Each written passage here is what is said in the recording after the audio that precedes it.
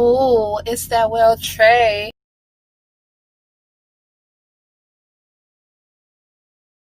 Hi, it's Will Trey. Today we're going to be talking about a new DeFi project called Bidao.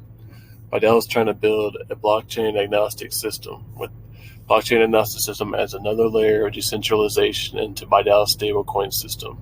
They aspire to create a new standard for digital money where anyone can mint stable price coins without requiring to have a specific crypto asset. And what they mean by that is instead of how like MakerDAO has Ethereum and Link as collateral, they're trying to make it to where regardless of what crypto asset that you hold, as long as it has a value, they're building bridges. That way you can use all your crypto assets as collateral.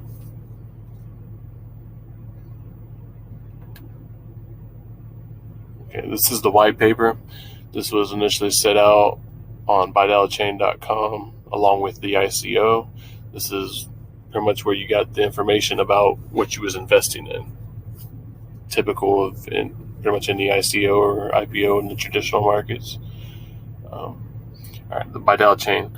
Bidao uses a delegated Byzantine fault tolerance consensus mechanism and can support thousands of transactions. The BID token is used as a native staking token.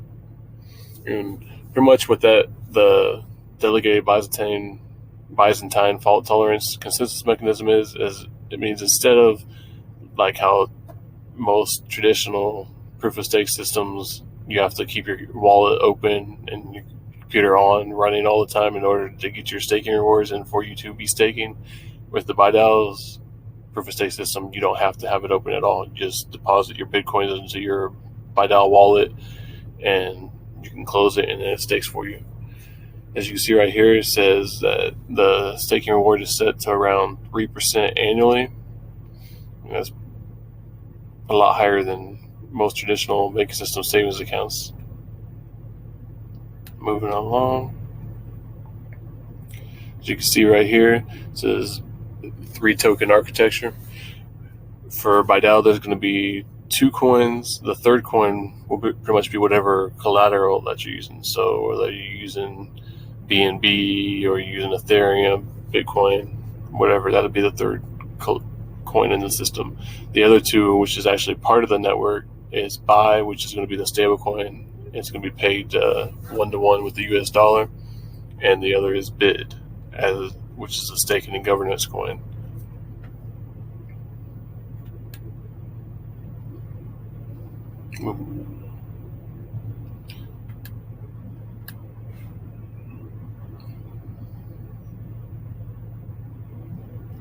So right here is talking about the stability mechanism of BUY. There's pretty much just talking about how BUY is going to be kept pegged 1-to-1. And right here is a more easy and understanding way. Pretty much just talking about if BUY goes under $1, people will use BID to vote to increase the stability fee until it's maintained back at $1. If BID is greater than $1, then you'll vote to decrease the stability fee. That way BUY will stay worth $1.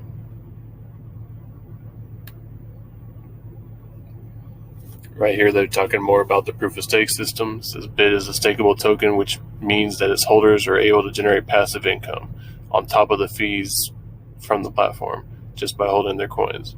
The stake BID, all you need to do is download your wallet, which is what I was just telling you. Like, you just got to keep your BID in your wallet and you get the rewards. But it tells you that you get your rewards after a maturity period of 12 hours.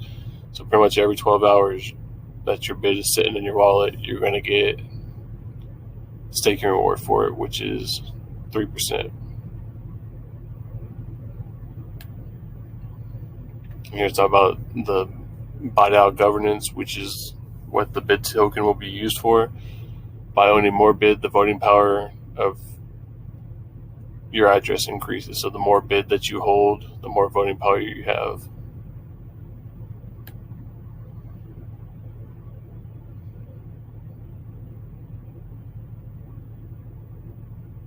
Here is talking about the collateralized debt position smart contracts, which that's the whole point of most DeFi projects is you deposit collateral and you get a loan in a stable coin.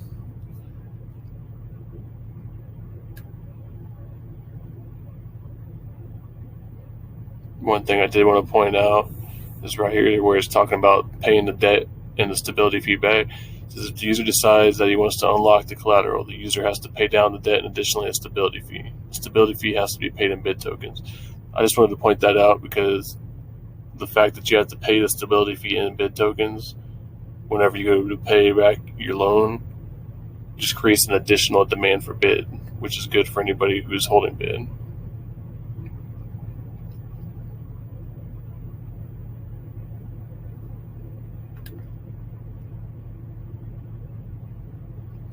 This right here is bidaos.com. This is where you was able to go and buy tokens for the ICO.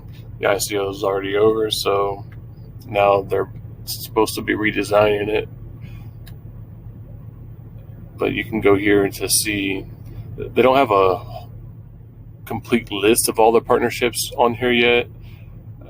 If you're part of Telegram, you can join the Telegram group. The Bidao official announcements group has all of the partnerships. And additionally, I'll be doing another video just going over all the partnerships as well. But right here you can see that they've joined with Tron, Chainlink, Ontology, Teller, Qtum, and that's as far as the partnerships that they have updated on the page at the moment. I'm not going to go too in depth because, like I said, I'm going to make another video about partnerships, but I am going to pull up the Chainlink partnerships.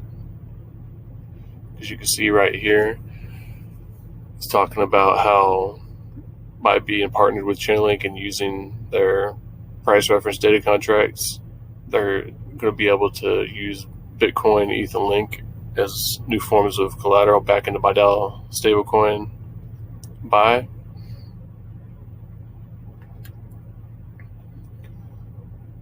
And right here's a statement from the CEO, Bastian Agner.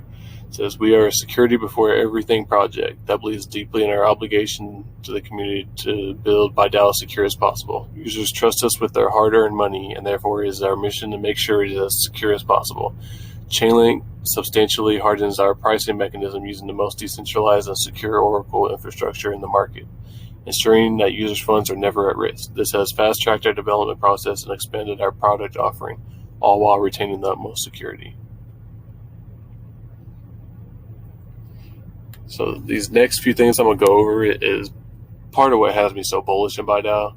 Right here, you can see Digital Europe is welcoming Bidao. It says Bidao is a German company that's built a new blockchain system using the Bidao cryptocurrency bid. Is now working on its goal to become a one-stop shop for decentralized finance applications. DeFi aims to create an open-source, permissionless, and transparent financial service ecosystem that is available to everyone. The reason that them getting part of this, of Digital Europe, has me so bullish is, like, if you go and look at their corporate members, Bidao actually is one of their corporate members.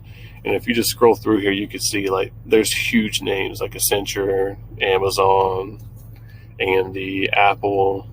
You can see, like, right there's bid right in the middle of all these huge names.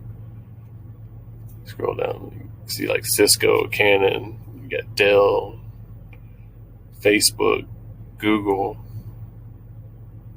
HP, like Intel, pretty much every major tech company you could think of. There's Johnson & Johnson. You got MasterCard in there, Microsoft, like pretty much everybody that's big time is in here. And you got Bid, just a new startup company out of nowhere, and they're part of this. So who is the Digital Europe group? It says, for 20 years, Digital Europe has advocated for Europe as a united, ambitious, and outward-facing continent. They're proud of Europe's industrial past and wish to see a Europe that punches their industrial weight and extends their industrial capabilities into the digital era, gives smaller companies the opportunity they need to grow both here and globally. The Commission has set out a great vision of green Europe fit for the digital age.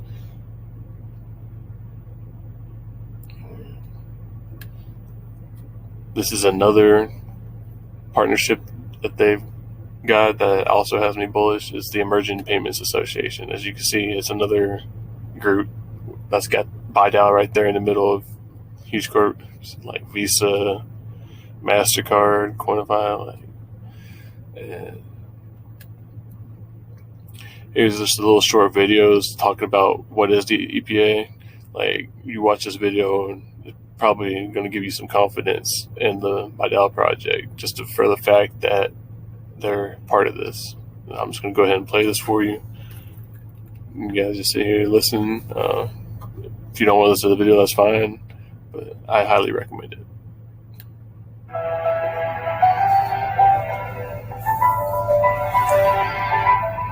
Normally 3 reasons why people join. Go ahead and just talk a little bit through this. Because membership benefits them, their business, and the whole payments industry.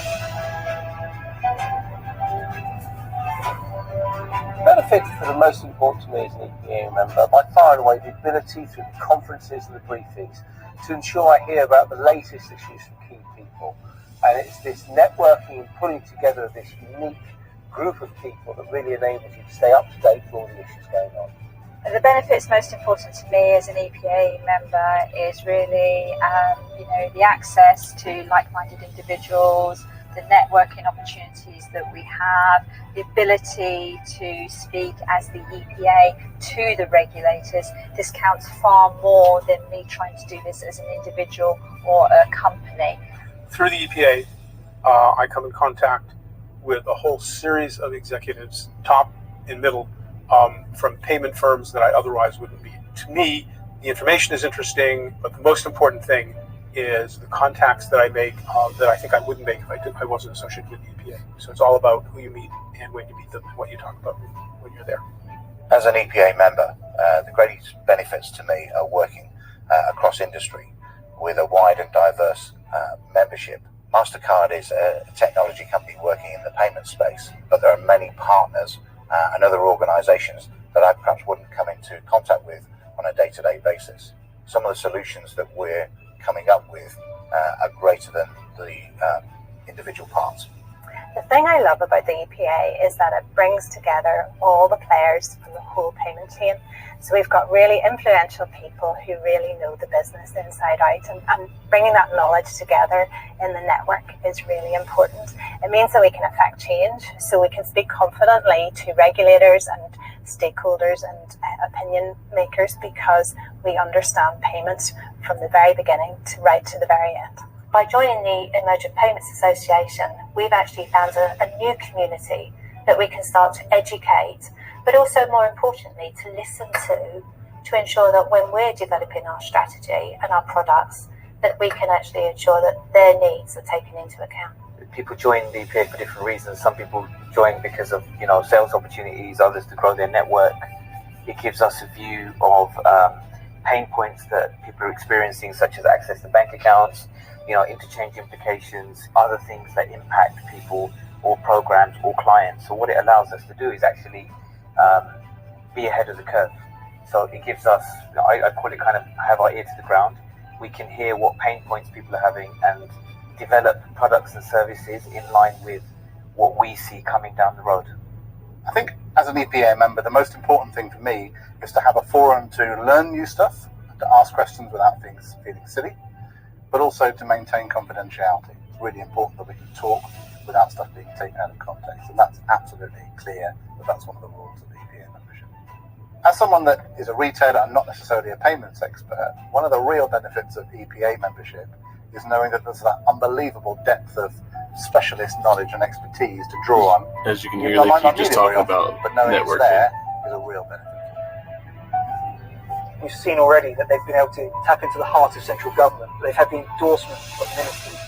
They've been able to engage with embassies all across the globe. They've been able to tap into the insight of the regulator and get the regulator to be incorporated into our community. No brochure or no video can replace a conversation with a member about what it means to belong to the EPA. Every experience is unique. For some, it brings access to business opportunities and commercial value. For others, it might be solving problems or securing investment. For many, it's about developing friendships and developing partnerships. But my vision, forged from a decade working with some of the most amazing people in the payments industry, is that belonging to the EPA gives us a chance to contribute to the world around us, to influence who adopts emerging payments products and services, and to help improve lives everywhere. All right, if you can watch that and that doesn't make you bullish that Bidao is part of the EPA, I don't really know what to tell you. I don't know why you're in Bidao, but yeah, that makes me extremely bullish. Like, where is it? There's something over here as well. I was reading through. I think it's down at the bottom. Nope. Oh, right here it is. It says the EPA has over 130 members that employ over 300,000 staff and process more than 7 trillion pounds annually. All right. Well, I think that's going to wrap this video up. As I said earlier, I'm going to go more in depth in another video as to all the partnerships and collaborations that Bidao is a part of, as well as all of the different forms of collaterals that they're working on enrolling into the project. I hope you guys enjoyed the video. If so, smash that like button, give me a subscribe. Thank you.